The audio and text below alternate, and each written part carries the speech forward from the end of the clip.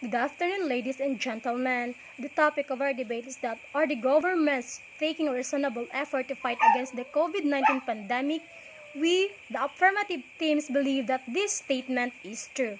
As national government implemented large-scale blanket policies to control the pandemic, local government units have to consider granular policies as well as real-time intervention to address differences in the local COVID-19 transmission dynamics due to heterogeneity and diversity in communities. Some policies in place such as voluntary physical distancing, wearing of face masks and face shields, mass testing and school closures, and those policies are implemented here in the Philippines. Our first speaker spoke to you that the local government responses for COVID-19 management, especially here in the Philippines to mitigate the impact of COVID-19 pandemic.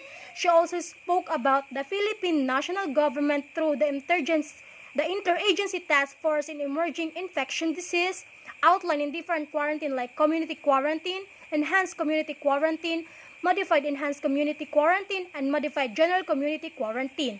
So ladies and gentlemen, government around the world are designing and implementing rapid responses to the COVID-19 or coronavirus pandemic.